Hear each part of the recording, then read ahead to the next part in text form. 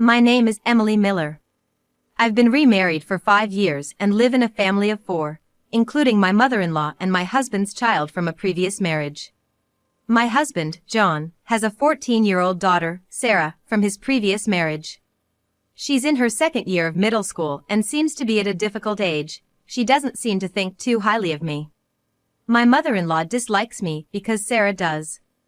I knew it would be tough to be accepted by a stepchild in a remarriage, but I never expected it to be this hard. However, I believe my husband is on my side. I think. John claims to be a novelist and tries to gain recognition by posting his work online. I thought he might be getting offers from publishers, but all he gets are a few ghostwriting jobs.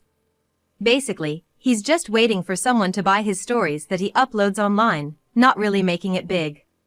Before we remarried, I had no idea about his situation and was made to read his numerous online stories, thinking they were the real deal. I'm a writer, you know. He would say this with a serious face, drinking and showing off his knowledge. Believing in his charm, thinking there's no one as wonderful as him, I decided to remarry. But after getting married, I realized that John is the type of person who lives off others while dreaming big. He brags about being a famous writer. Yet he can't manage money at all. I'm a writer, so I don't worry about money. If I did, I couldn't write good stories. I'll leave the details to you. Those were the first words he said to me after our marriage, and I misunderstood them as trust. John seems to believe that he's getting royalties in his bank account.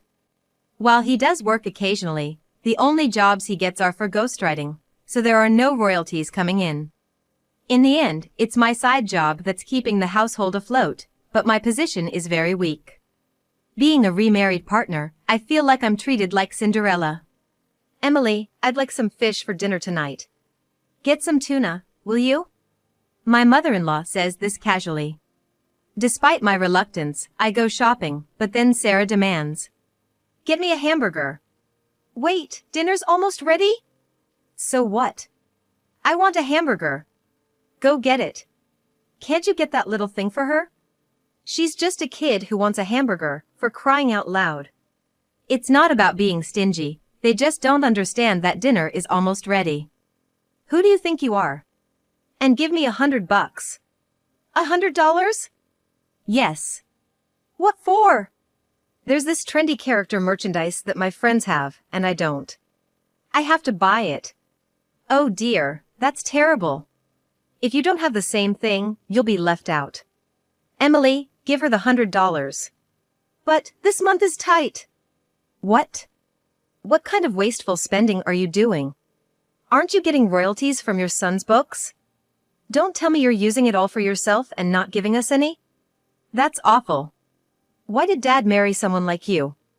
You're the worst. Really? What a terrible woman. I haven't spent a penny for myself. Sure. These two don't understand anything about money. Even if I show them my empty wallet and say we're short on funds, they accuse me of hiding money somewhere, of being selfish. And so, I end up giving in and heading to the bank. You're really the worst kind of wife. You're married to a famous writer, for crying out loud. Don't be so miserly. Every day, these harsh words break my spirit. Then why don't you handle the finances yourself? As if you could. That's what I think, but I know handing over the wallet would only cause more trouble. In the end, the only thing I can do is focus on my side job.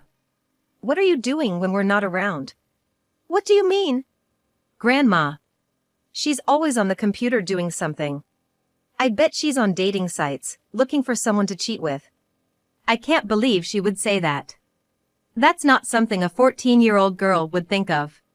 What? Are you really doing that? How low can you get? I'm not doing anything like that. I hardly have any free time. Sarah, don't say things you don't know about. Don't act like a mother to me. A woman like you would definitely do something like that. They keep attacking me with these baseless accusations. I wish they would stop. I was exhausted and thinking that this marriage was a mistake. When I had to go back to my parents' house for something. When I returned, the house was empty. Most of the furniture was gone, Only my personal belongings were left. Confused about what was happening, I got a call from my mother-in-law. "Everything's gone from the house. We've moved to a high-rise condo." "A high-rise condo?" "If you want in, you'll have to apologize." I could hear John and Sarah laughing in the background. Thinking how foolish this all was, I politely declined. "No way! You three enjoy yourselves." "Oh, how noble of you." Then I heard my daughter's voice, as if she was on speakerphone. "You finally realized you're not wanted, huh? We never needed you from the start. Dad's right to divorce someone like you." "Yeah, that's right. I didn't realize you hated me so much. Sorry about that." Was John in on this too? Or rather, was he just blindly following what his daughter and mother were telling him? "Are you saying you want a divorce?" "Yeah, that's right. I heard you've been using all my royalties for yourself. I can't forgive that. I've been writing hard for the family. I never thought you could do something so dirty." "Are you serious?" "Of course. I heard everything from Mom and Sarah." "What did they tell you exactly?" "They said you won't buy Sarah what she wants, you won't even let her eat what she wants to eat. You're doing the same to Mom, and on top of that, you're looking for someone to cheat with." "That's shocking. Why would you think I'm looking for someone to cheat with? When would I even have time to cheat? I hardly ever go out." "You went out today, didn't you?" "Yeah, I went out, but I wouldn't go cheating wearing jeans and a worn-out t-shirt. If I had time to cheat, I'd do something else. I don't know what you think, but the fact is, Sarah and Mom hate you. I can't see you as a wife when the family hates you." "I see. But how did you manage to rent a high-rise condo? We don't have that kind of money. I borrowed from a payday lender for now." "What? You're kidding." "Why are you so surprised? You've been managing my bank account, so I had no choice. Once the divorce is final, give me back my bank book. After all, the royalties come into that account. Oh, and I won't pay you any alimony, by the way." "Alimony?" "Yeah. Just because you're married to a famous writer, don't even think about asking for alimony. If you do, I'll sue you for cheating." "You can't sue me for alimony. I haven't cheated." "So, what should I do with the divorce papers?" "I left the divorce papers on top of your computer." When I went to my room, sure enough, there were the divorce papers on my computer, with John's signature on them. The divorce papers didn't make me feel sad or anything. Instead, they seemed to mock me. "Just sign it and file it, and that'll be the end of it. After that, you and I are strangers, as are my mother and Sarah. No matter how poor I get, don't come begging me for money. Don't worry. I'll send you the bank book, so just give me your address. You're not planning to barge in, are you? Like, breaking in while we're not home? Is your high-rise condo so poorly secured that I could do that?" "Don't worry, Grandma. We have security here. If someone crazy like her shows up, they'll be caught right away." "Yeah, right. Fine, I'll email you the address." And that's how I finally broke ties with my husband. No more Cinderella life for me. I moved out of my current house and rented a spacious apartment for myself. I decided to spend my time and money on myself from now on. 2 months have passed since then. I was enjoying my freedom and daily life when I received a call from my ex-husband, John. "Wow, long time no see. How's life in the high-rise?" "Ah, it's great." "So, why the sudden call?" "The real estate agent told me the rent couldn't be withdrawn." "You haven't been withdrawing money from my account, have you?" "I sent the bank book to you." "You got it, right?" "Yeah, I got it." "Then there's no way I could withdraw anything. Besides, there's no money to withdraw anyway." "Strange, then why can't the rent be withdrawn? Did you check the account balance?" "Huh?" John said, "Hold on a second," and seemed to move somewhere, probably pulling out the bank book. "Hey! Why is the balance only $120.76? You must have been using it, right? I should have received royalties last month." "How could I use it?" Why don't you check the last transaction date on that bank book? Huh? $600 7 months ago? Why so little? I remember when you got that job. The editor originally wanted another ghostwriter, but he got sick suddenly, and they asked if anyone else was available. You volunteered, but the editor wanted someone else, and you ended up writing it for a bargain because they had no money. You were just used, you know. That's ridiculous. Forgot about it? Well, you didn't seem to care about the payment anyway. No wonder you forgot. Typically, ghostwriting pays much higher. The average is around $16,000, but John's lack of fame and skill made editors reluctant to hire him. That's why he barely got any jobs. He was the last resort. So even this amount was a blessing for him. What about the royalties? I should be getting them every month.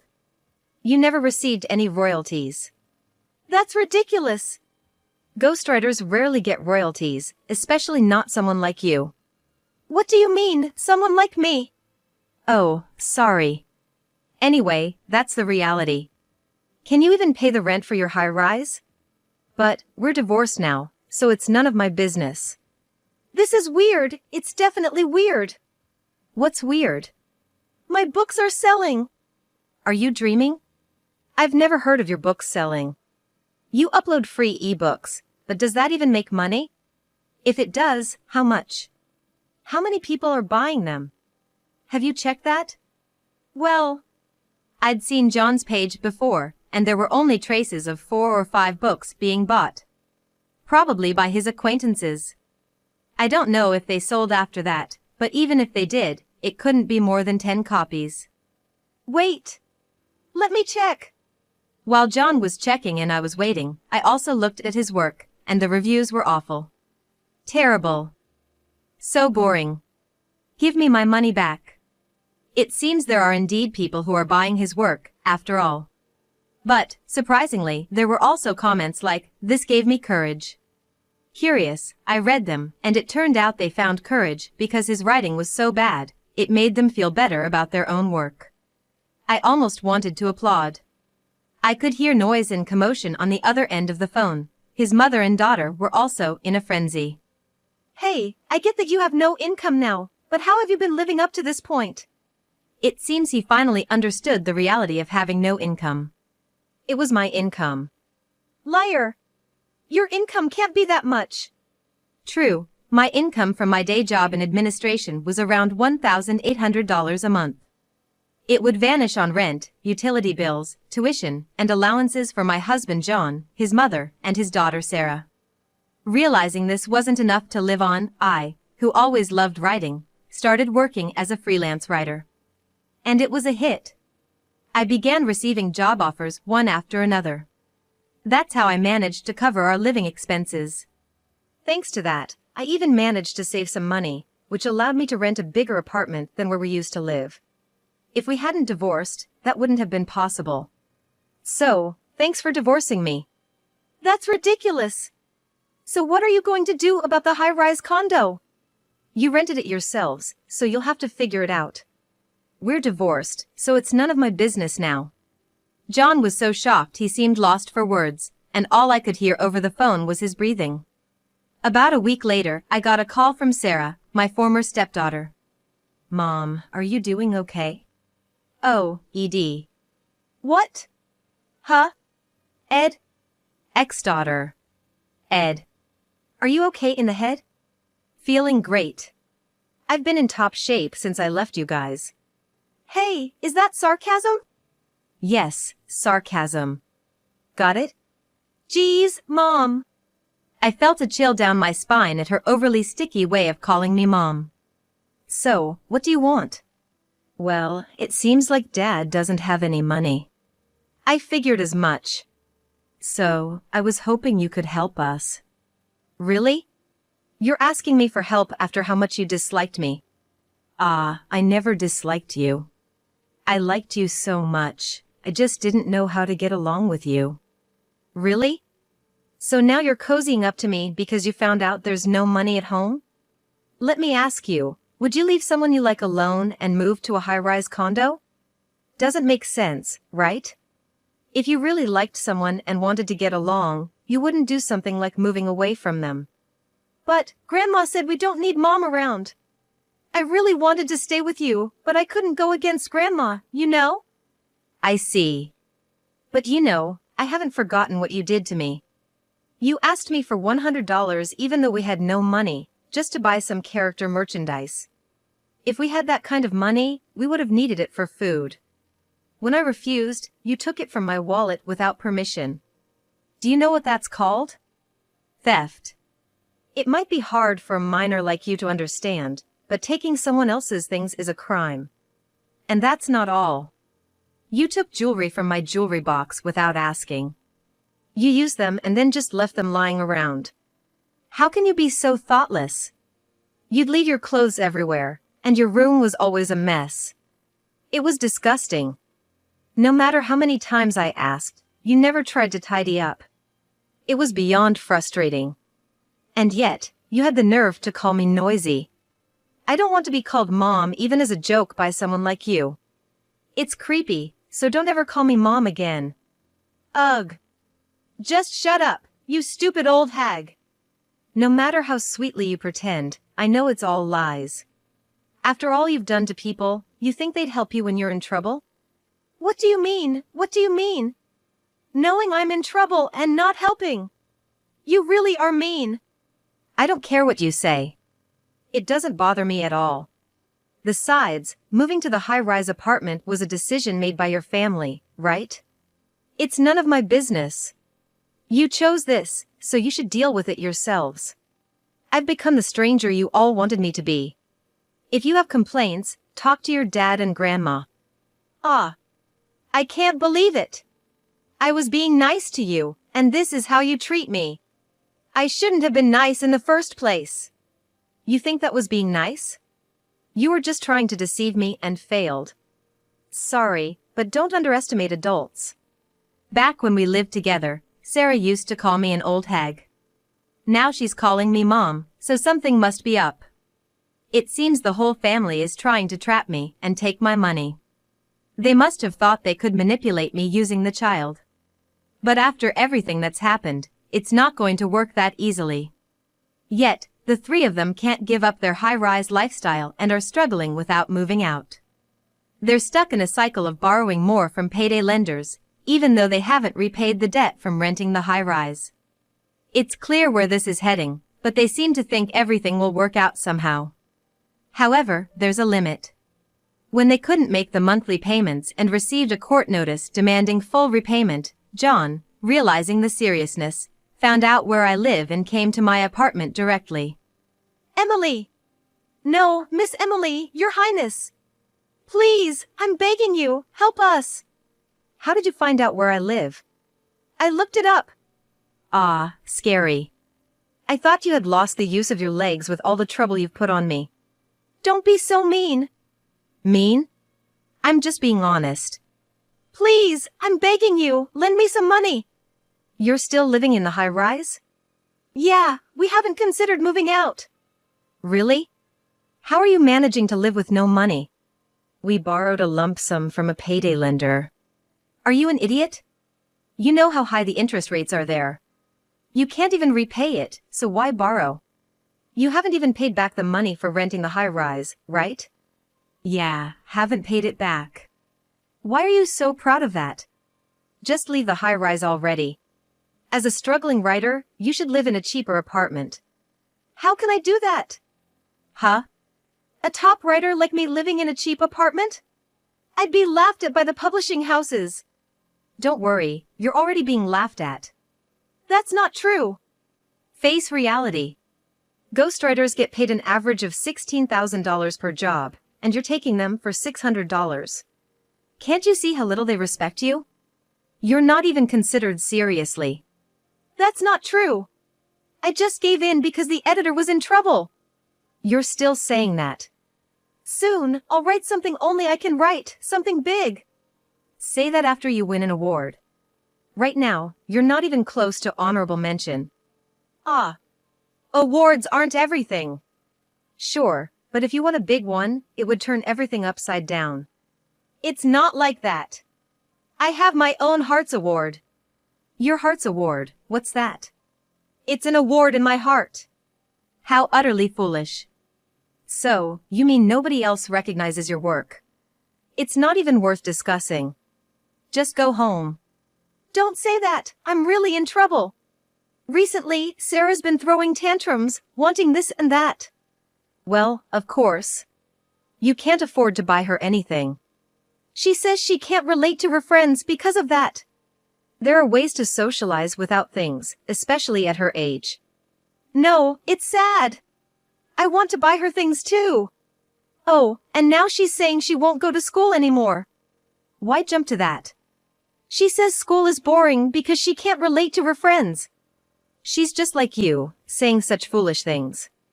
It's your fault for not teaching her properly. There are other ways to handle things, especially for a middle schooler. Please, she's been acting out recently, even punching holes in the walls. Oh, so the high-rise is poorly built? Why don't you write a novel about it? Remember the novel Jenga that became popular? There are people suffering from domestic violence, so if you write a true story, it might be a hit. I already wrote one. It only made things worse. How so? I wrote it and posted it online, and everyone realized it was about Sarah. Now her friends are laughing at her. She's actually stopped going to school. Why would you write it in such a way that everyone could tell? It's your fault. I can't write nonfiction. But you can write fantasy stories, can't you? Everyone says it's all my fault. Well, I guess they're right. If you're even remotely a novelist, you should have some ability to embellish. In the end, they just yell at me to bring you back. Me? Why? They think with you here, we could manage the money somehow. What? I'm appalled. Don't say that. Admittedly, when you were here, we managed to get by. But living in a high-rise is impossible. Can't you make it work somehow? I really can't. So please, help us. No, I have no intention of helping you. Are you still working in administration? No. What? What kind of job are you doing now? You need a good income to rent a big apartment. Obviously. What are you doing then? I'm a writer. A lighter? Like one that lights up and burns? Who would set themselves on fire to make money? I'm not that brave. Then, what kind of writer? Don't tell me, a ghostwriter?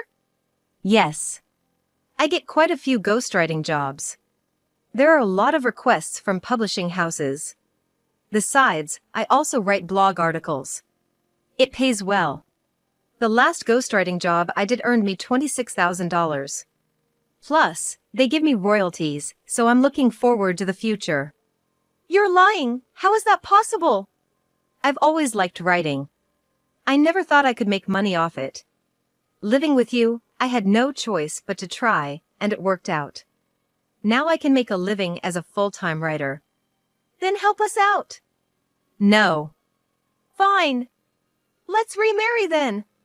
With whom? With me, obviously. You suspect me of cheating when I haven't, and you still think I'd remarry you? I don't care if you cheat. If we can live in the high-rise, I'll endure anything. You don't have to endure anything. I have no plans to remarry you. Don't say that. I don't want anything to do with you. Give it up. Seeing John groveling at my feet was pathetic. I thought it could make a good novel. After that, the John family finally moved out of the high-rise.